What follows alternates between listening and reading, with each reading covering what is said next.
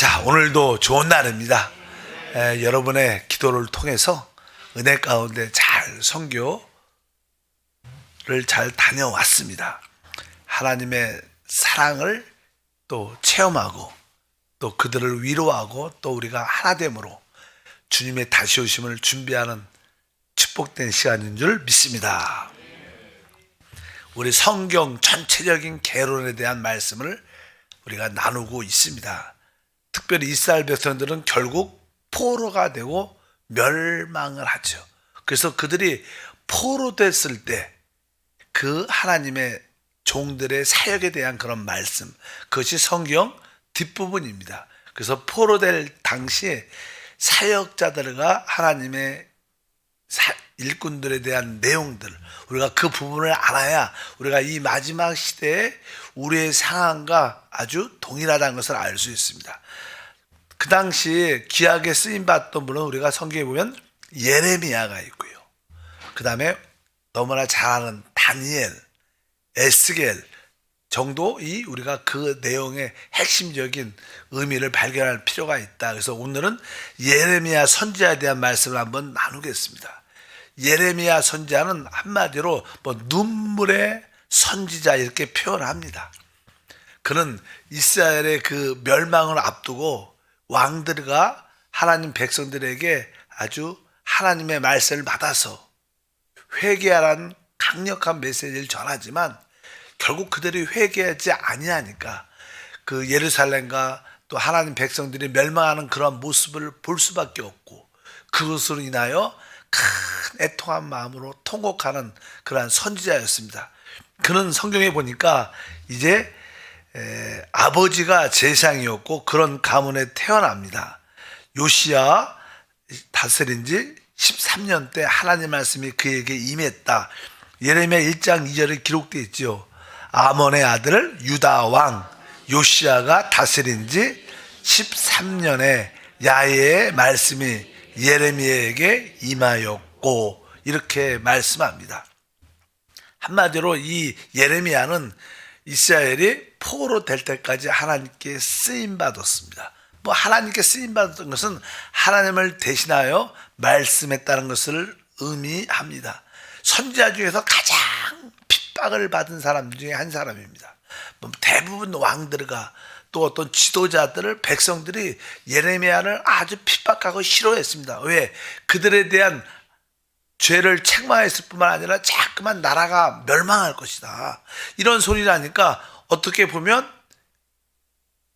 애국자가 아니라 매국노 같은 그런 메시지를 전하는 거예요. 너희가 회개하면 이방에 의해서 완전히 멸망할 것이다. 이런 메시지니까 누가 좋아하겠습니까? 그래서 많은 사람들에게 핍박을 받은 선지자 중에 한 사람이었습니다. 그의 결국 마지막은 친애굽에 가까운 왕들이 있었어요.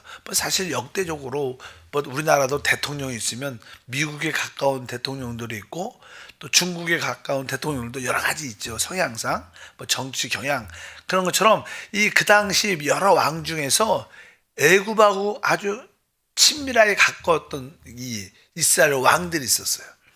결국 그런 왕들에 의해서 애굽으로 끌려가서 그곳에서 이제 많은 어려움을 당하는, 예를 들어서 예레미야 4장 43장 2절 말씀이죠. 읽어보니까 호사의 아들 아사라와 여러분들은 성경에 안 나올 겁니다. 여기 보니까 하나님께서 애굽에 가지 말라. 예레미야는 막 그렇게 말을 하니까 애굽은 그러니까 이런 친애굽 왕들이 왜 애굽이 우리나라를 도울 텐데 왜 애굽에서 글로 돌아가지 말라는 그런 메시지를 전하냐. 결국 그래서 애굽으로 끌려가는 예레미야의 모습을 갖게 됩니다. 그럼 일단은 예레미야는 어떠한 사역을 했는가? 일단 왕들과 백성들의 죄를 강력하게 꾸짖었던 것을 우리가 알 수 있습니다. 그들은 일단 하나님을 버리고 그 다음에 하나님을 버리니까 당연하게 하나님 말씀에 불순종하는 생활을 갖게 됩니다. 예레미야 2장 13절에 이스라엘 백성들에게 두 가지 악한 일이 있었다 이렇게 말씀합니다. 내 백성이 두 가지 악을 행하였나니 곧 그들이 생수의 근원되는 나를 버린 것과 스스로 웅덩이를 판 것인데 그것은 그 물을 가두지 못할 터진 웅덩이들이니라. 이스라엘 백성들, 하나님 백성들의 두 가지 큰 죄가 무엇인가? 일단 하나님을 버린 것이고, 그 다음에 스스로 자기 스스로 무엇인가를 하는 것이 하나님 볼 때는 가장 큰 죄라고 말씀을 드릴 수 있습니다. 결국 하나님을 버리게 되면 사람들은 당연하게 하나님의 말씀을 지키지 않고 떠나게 됩니다. 그래서 9장 13절에 말씀합니다. 야훼께서 말씀하시되 이는 그들이 내가 그들의 앞에 세운 나의 율법을 버리고 내 목소리를 순종하지 아니하며 그대로 행하지 아니하고, 이렇게 하나님을 버리니까 당연하게 하나님 말씀에 불순종하고 하나님 말씀을 떠나는 그런 생활로 인하여 멸망을 당하는, 우리들도 늘 하나님을 먼저 사랑하면 당연하게 하나님의 계명 말씀을 지키게 되어 있습니다. 우리가 하나님을 사랑하면 바로 우리 안에 그 하나님이신 성령에 순종하게 되어 있어요. 어쩐지 우리에게 하나님의 율법인 그 성령에 순종하는 그러한 삶을 살아야 될 것입니다. 그러니까 당연하게 하나님을 버리니까 그들은 뭐예요? 우상을 숭배할 수밖에 없고, 우상을 숭배한다는 것은 사실 영적인 간음입니다. 우상은 다른 신을 만들어서 다른 신을 섬기는 것입니다. 성경에 보면 간음하지 말라 이런 음행에 대한 그런 말이 많이 나와요. 그것은 대부분 그냥 영적인 것이 영적인 거. 실제로 다른 신을 섬기고 우상을 숭배하는 것은 하나님 볼 때는 바로 간음이고 음행입니다. 당연하게 그것을 싫어하죠. 이 세상에서 싫어하는데, 그래서 그런 이야기를 많이 하는데 예레미야 1장 16절에 기록하죠. 무리가 나를 버리고 다른 신들에게 분향하며 자기의 손으로 만든 것을 절하였은즉, 우리 하나님 볼 때는 바로 다른 신을 믿고 또 다른 것에 위해서 절을 하고 우상을 숭배하는 이런 것들이 하나님 볼 때는 진짜 간음이고 음행인 것을 우리가 그것을 두렵게 생각해야 돼요. 주님보다 더 사랑하는 것들은 그러한 요소를 가지고 있다. 그 당시 얼마나 많은 이스라엘 백성들이 하나님을 버렸고 우상 숭배했는지, 일본의 귀신들이 얼마나 많다는 그런 얘기를 종종 들을 때가 있는데, 예레미야 11장 13절도 보면 유다야 내 신들이 내 성읍의 수와 같도다. 너희가 예루살렘 거리의 수대로 그 수치스러운 물건의 제단 곧 바알에게 분향하는 제단을 쌓았도다. 얼마나 많은 이 우상들을 만들고 귀신들을 섬겼는지 그의 숫자가 이렇게 성읍의 숫자와 같다. 예루살렘의 거리의 수대로 그런 바알의 산당을 세우고 그들을 섬겼다. 그 당시 바로 영적인 상황이 바로 그러한 모습이었습니다. 결국 우리 주님께서는 그러한 모습에 대해서 예레미야에게 그런 모습을 보여주고 바로 왕들과 하나님 백성들을 책망하라는 그런 메시지를 주니까 예레미야도 사실 편하지 않겠죠. 늘 축복의 메시지야 소망의 메시지가 아니라 심판의 메시지, 회개 메시지를 전하니까 누가 좋아하겠습니까? 그래서 예레미야 3장 6절부터 9절 천천히 한번 그들의 모습에 대해서 책망하는 하나님 마음에 보면, 요시아의 왕 때 야훼께서 또 내게 이르시되 너는 배역한 이스라엘이 행한 바를 보았느냐? 그가 모든 산에 오르며 모든 푸른 나무 아래로 가서 거기서 행음하였도다. 이런 것들은 그들이 무엇을 만들어 놓고 묶어 놓고, 우리도 종종 산에 가면 사람들이 나무로 실로 헝겊으로 묶어 놓고 거기도 절하고 막 그러잖아요. 이런 것들이 사실 다 귀신한테 하는 것들은 귀신한테. 그런 일들은 하나님이 진짜 싫어합니다. 그래서 우상 숭배는 3대가 멸할 것이다 이렇게 말하는가, 귀신을 섬기는 것은 진짜 하나님을 반역하는 것입니다. 그래서 분명히 말씀합니다. 그래서 그가 높은 산에 오르며 모든 푸른 나무 안에서 거기 가서 행음하였도다. 그가 이 모든 일을 행한 후에 내가 말하기를 그가 내게로 돌아오리라 하였으나 아직도 내게로 돌아오지 아니하였고 그의 반역한 자매 유다는 그것을 보았느니라. 내게 배역한 이스라엘의 간음을 행하였으므로 내가 그를 내쫓고 그에게 이혼성까지 주었으되 그의 반역한 자매 유다가 두려워하지 아니하고 자기도 가서 행음하는 것을 내가 보았노라. 그가 돌과 나무와 더불어 행음을 가볍게 여기고 행음하여 이 땅을 더럽거늘 이렇게 말씀합니다. 이스라엘뿐만 아니라 그의 자매 유다 나라가 분열됐으니까 그 이스라엘이 그렇게 멸망하는 것을 보았는데도, 하나님이 버린 것을 보았는데도 회개치 않고 유다도 결국 그것을 따라 나를 버리고 음행하고 간음하는 영적인 그런 죄를, 우상숭배를 했다. 이것을 보여주면서 그것을 책망하게 만드는 그런 이야기를 쭉 말씀합니다. 그리고 이제 그런 모습을 갖게 되면 결국 사람들은 서로 속이고 남의 것을 탈취합니다. 인간의 바닥을 갖죠. 그래서 그냥 그들의 삶, 우상을 숭배하는 모든 사람들, 귀신을 섬기는 모든 사람들은 다 거짓말하죠. 속이죠.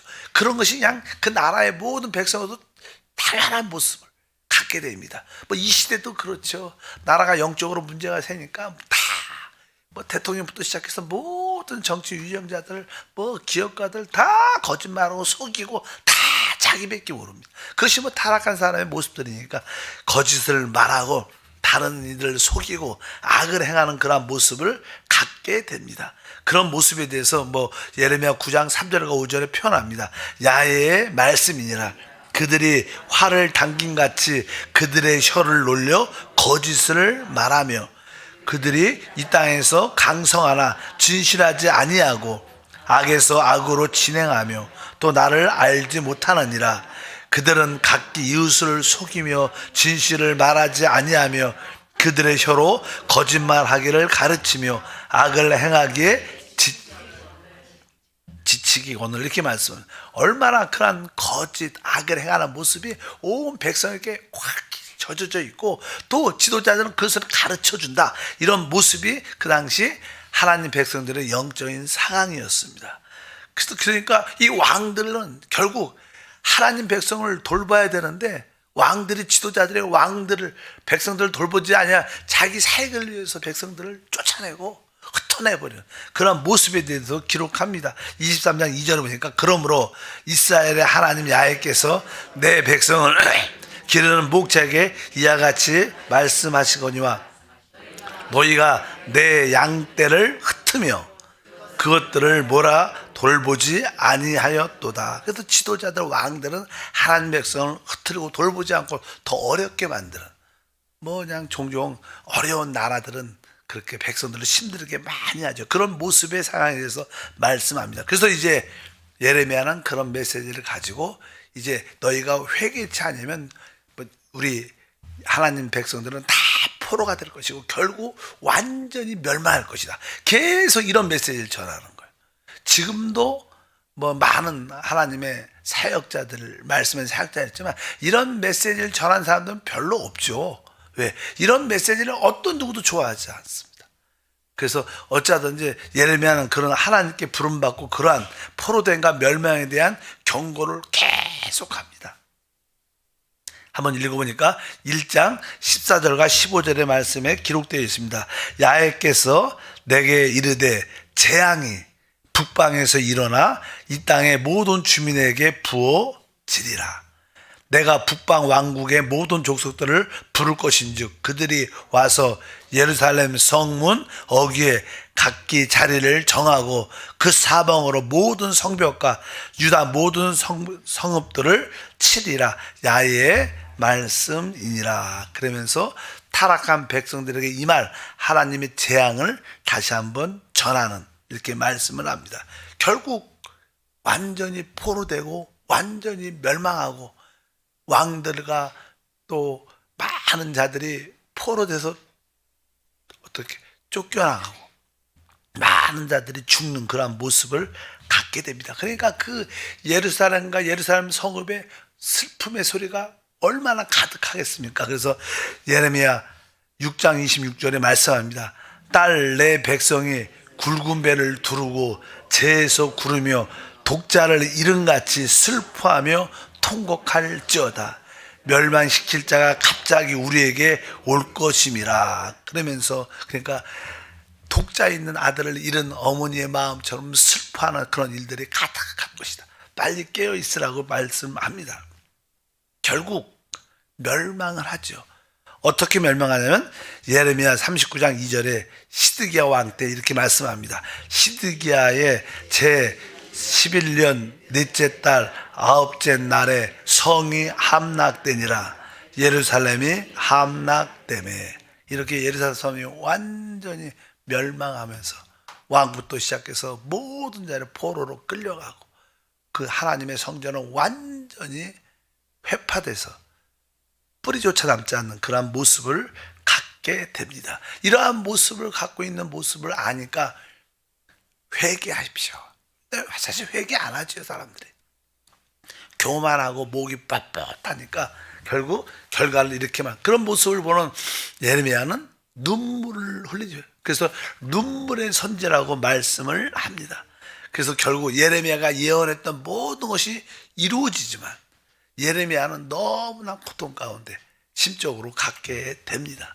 그래서 이러한 모습을 이제는 그대로 그냥 노래로 졌는데 그것이 예레미야 애가입니다. 예레미야 애가. 그래서 예레미야 애가는 5장으로 되어 있지만 거기에 뭐 슬픔과 아픈 마음을 막 전하고 한편적으로 또 그러나 하나님의 구원을 소망하는 그런 마음도 갖고 그렇게 울면서 계속 그런 시의 노래를 만들어내죠. 하나님을 대신해서 표현한 그런 내용들입니다. 그래서 우리가 예레미야 애가 슬프다는 그런 이야기들이 쭉 기록되어 있는데 한번 1장 1절을 한번 읽어보니까 1장 예레미야 1장 1절에 슬프다 이성이여 전에는 사람들이 많더니 이제는 어찌 그리 적막하게 앉았는고 전에는 열국 중에 크던 자가 이제는 가부같이 되었고 전에는 열방 중에 공주였던 자가 이제는 강제 노동을 하는 자가 되었도다. 혹시 우리도 이러한 영적인 상황이 될 수 있죠.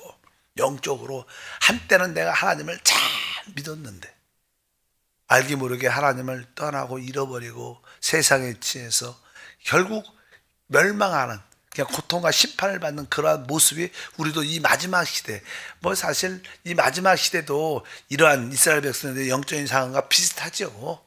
이렇게 이스라엘 백성들이 우상을 섬기고 타락하고 하나님을 떠나고 결국 포로되고 멸망한 당시에 몇몇 소수 사람들이 회복을 꿈꾸고 있을 때 예수님이 오셨어요. 그런 것처럼 이 시대도 점점점 겉으로 볼 때는 다 교회들이 좋은 것 같고 크고 잘 되는 것 같지만 영적인 상황은 그렇지 않죠. 그런 가운데 이제 소수 몇몇 사람들이 하나님을 꿈꾸고 소망할 때 주님이 다시 이 땅에 재림하셔서 하나님의 나라를 이 땅에 세우시는 줄 믿습니다. 그래서 이 이스라엘의 이 역사의 부분들은 교회의 역사에 일치가 된다는 것을 우리가 깨닫고 우리가 사는 이 시대가 이런 시대다. 이것을 분명히 알아야 될 줄 믿습니다. 이런 거에 대한 애통한 마음을 갖고 우리가 새벽을 깨우면서 주님의 다시 오신가 하나님 백성들이 다시 한번 하나님께 돌이키고 근신하는 그런 모습을 갖도록 기도해야 될 것이다. 또 예레미야 2장 1절도 그렇게 말하죠. 슬프다. 주께서 어찌 그리 진노하사 딸 시온을 구름으로 덮으셨는가. 이스라엘의 아름다움을 하늘에서 땅에 던지셨으며 그의 진노의 날에 그의 발판을 기억하지 아니하셨도다. 참 노래도 슬픈 노래를 잘 그래서 예레미야 애가라고 말하는데 또 2장 11절에도 말합니다. 내 눈이 눈물에 상하며 내 창자가 끊어지며 내 간이 땅에 쏟아졌으니 이는 딸 내 백성이 패망하여 어린 자녀의 젖먹는 아이들의 성읍 길거리에 기절함이로다. 이런 표현들 뭐 5장에까지는 5장 21절에 그래도 소망으로 우리는 항상 끝을 냈죠. 한번 읽어보니까 야훼여 우리를 주께서 돌이키소서. 그리하시면 우리가 주께로 돌아가겠사오니 우리의 날들을 다시 새롭게 하사 옛적 같게 하옵소서. 이러한 절망과 어려운 가운데 있을 때도 다시 오실 주님을 우리가 기대하면서 주여 이 모든 것을 다시 한번 회복해 주시고 우리를 돌이키게 하옵소서. 이러한 기대감을 가지고 우리가 주님을 섬겨야 될 줄 믿습니다. 그래서 이 마지막 시대는 어쩌면 이러한 예레미야 같은 하나님의 종들이 많이 나와서 다시 한번 회복을 꿈꾸며 세상에 치에 있는 모든 사람들 다시 한번 돌이키게 하는, 실제로 교회, 한국 교회나 세계적인 모든 교회, 소수의 교회를 빼놓고는 다 이렇게 세상에 치에 있죠. 뭐 세상에서 잘 돼야 또 세상의 부귀와 명예, 돈에 모든 초점이 맞춰져 있습니다. 그런 것들이 얼마나 무서운 것을 깨닫고 우리가 근신하여 깨어 있어야 될 줄 믿습니다. 그래서 예레미야 선지자의 이런 메시지가 우리에게 주는 경고의 메시지구나. 그런 하나님의 심판과 그러한 징계 역시 하나님의 사랑에서 나오는 겁니다. 하나님이 사랑하지 않으면 그런 징계와 심판을 하지 않습니다. 하나님의 모든 징계와 심판은 하나님의 목적을 이루는 길인데, 그것은 하나님의 사랑으로 돌아오는 하나님의 뜻인 줄 믿습니다. 그 당시 이스라엘 백성들의 영적인 상황, 하나님을 버리니까 결국 그들은 우상을 숭배하고 귀신들에게 절하고 귀신을 따르는, 그러니까 사람과의 모든 관계에서는 서로 속이고 악을 행하고 이러한 모습이 팽배한 그런 상황 가운데 하나님의 징계와 심판이 그 땅에 나타나는, 또 그것을 돌이키도록 하나님을 말해내는 그런 선지자들이 나오게 됩니다. 이것이 예레미야 주된 사역이었습니다. 하나님 아버지 감사합니다. 예레미야 사역을 통해서 다시 한번 우리 자신을 점검하고, 우린 우리 중심에 하나님을 끝까지 붙잡고 있는 것을 확인하고 다시 세상으로 돌아가지 않는 믿음의 삶을 살도록 붙잡아 주시옵소서. 영적으로 화려하고 영적으로 멋진 모습 같지만 사실 영 안에서 볼 때 우리는 상한 마음을 갖고 사는 이런 시대임을 깨닫게 도와 주옵소서. 주 예수 이름으로 기도함나이다. 아멘. 하늘에 계신 우리 아버지여, 이름이 거룩히 여김을 받으시오며 나라가 임하시오며 뜻이 하늘에서 이루어진 것 같이 땅에서도 이루어지리라. 오늘 우리에게 일용할 양식을 주시옵고, 우리가 우리에게 죄 지은 자를 사하여 준 것 같이 우리 죄를 사하여 주시옵고, 우리를 시험에 들게 하지 마시옵고 다만 악에서 구하시옵소서. 나라와 권세와 영광이 아버지께 영원히 싸움나이다. 아멘. 하나님 이 시대를 볼 수 있는